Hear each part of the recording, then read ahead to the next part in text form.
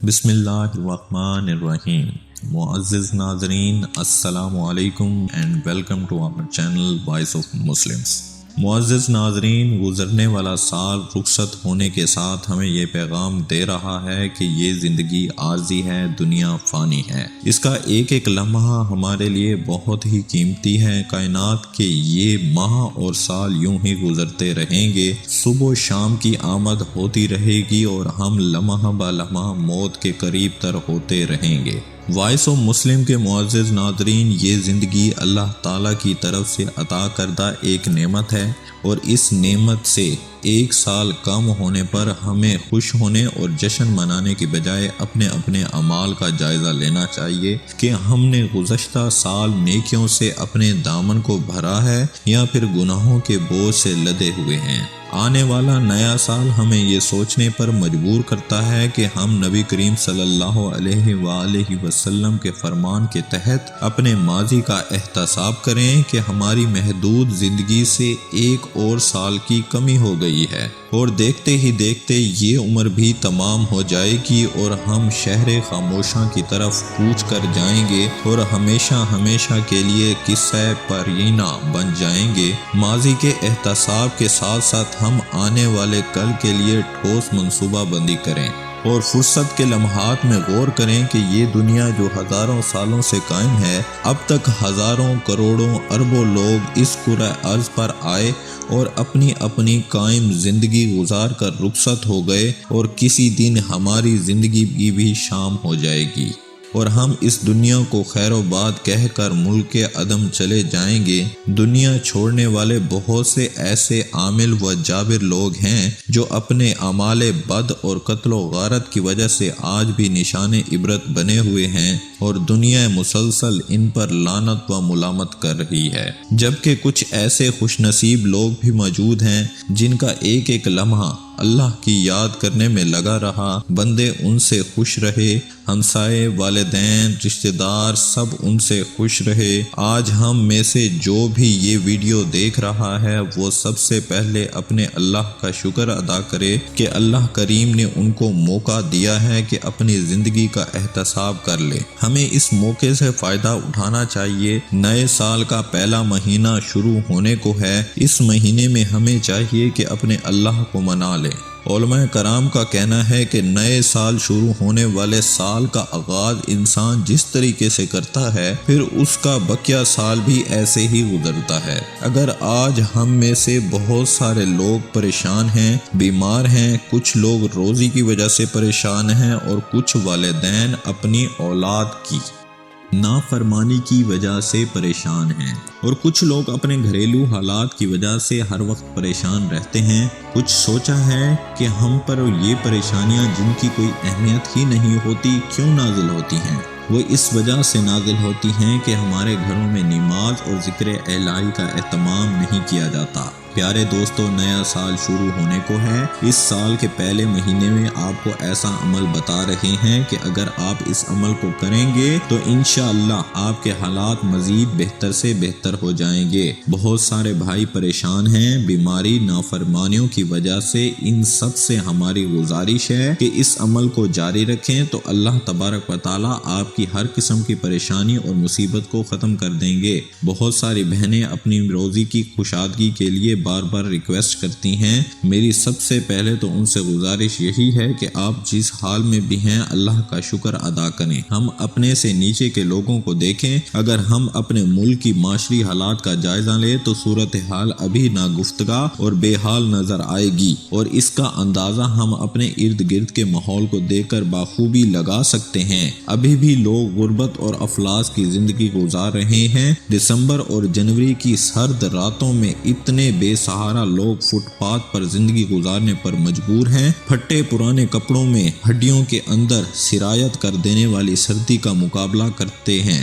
ذرا آسائش کی زندگی سے مرحوم بسنے والی جگہوں، اسٹیشنوں اور عام شاہراہوں میں بسنے والے بظاہر غیر ملبوس انسانوں اور معمولی قسم کے خفیف لباسوں میں رہنے والے بچوں کا مشاہدہ کریں کہ ہمارے ارد گرد اتنے ایسے لوگ ہیں جنہیں سردی سے بچاؤ کے لیے مناسب کپڑے تک میسر نہیں ہیں۔ اس پر متصاد یہ کہ اتنے بے سہارا بچے جو کڑاکے کی سردی میں اور برفیلی ہواؤں کے باوجود گلی کوچوں اور کوڑا کرکٹ کے ڈھیروں میں اپنی روزی تلاش کرنے پر مجبور ہیں، ایسے لوگ بھی موجود ہیں جو یہ زندگی گزار رہے ہیں، پھر اس حال میں بھی اللہ تبارک و تعالیٰ کا شکر ادا کرتے ہیں۔ پیارے دوستو، میری بہنوں اور میرے بھائیوں، سال کے پہلے مہینے میں کسی بھی دن نماز ظہر کے بعد آپ اس عمل کو شروع کر سکتے ہیں۔ عمل اس طرح سے ہے کہ آپ ایک ہاتھ کی مٹھی چاولوں سے بھر لیں اور پھر ان چاولوں کو کسی بھی برتن میں ڈال کر رکھ دیں۔ نماز ظہر کے بعد وضو کی حالت میں اس وظیفے کو شروع کرنا ہے۔ چاولوں کے ہر دانے پر آپ نے یا رزاقو، یا اللہ ہو، یا سمدو پڑھیں، یہ 3 الفاظ ملا کر ایک چاول کا دانہ گرا دیں۔ اس طرح آپ نے ہر چاول کی پر یہ 3 الفاظ پڑھ کر چاول کا ایک ایک دانہ گراتے جانا ہے جب تک آپ کی مٹھی میں تمام چاول کے دانے ختم نہ ہو جائیں۔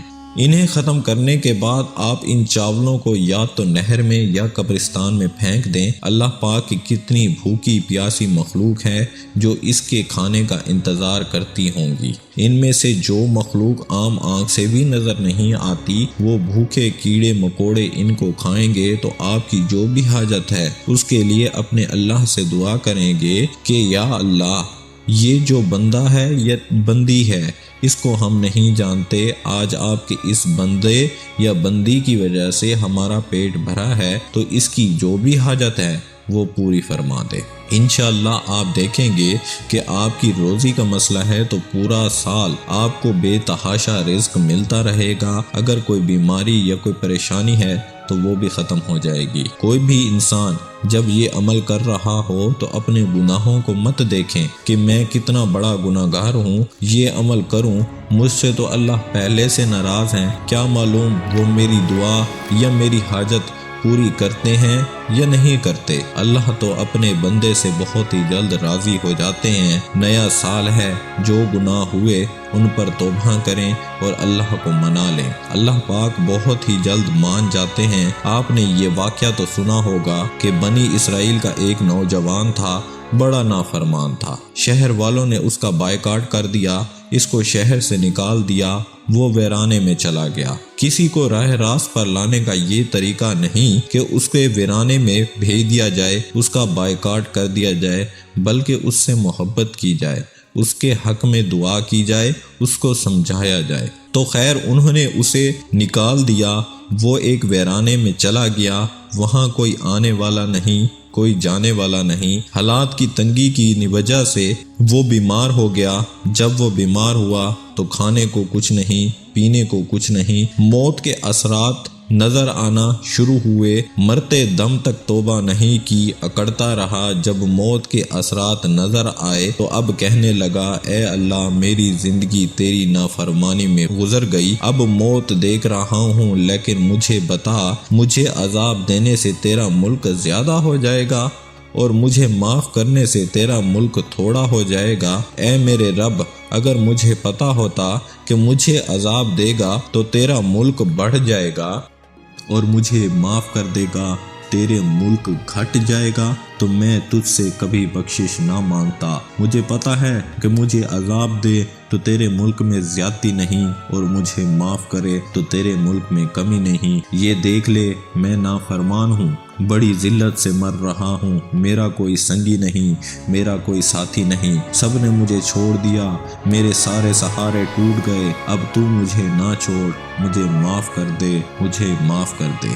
اتنے میں جان نکل گئی۔ موسیٰ علیہ السلام پر وحی آئی کہ اے موسیٰ، میرا ایک دوست کھنڈرات میں مر گیا ہے، اس کا جا کر غسل کا انتظام کرو، اس کا جنازہ پڑھو اور شہر کے سارے نافرمانوں میں اعلان کر دو کہ آج جو بخشش چاہتا ہے اس کا جنازہ پڑھ لے، میں اس کو بخش دوں گا۔ جب موسیٰ علیہ السلام نے اعلان کیا تو سب لوگ بھاگے ہوئے آئے، آ کر دیکھا تو وہی شخص شرابی جواری۔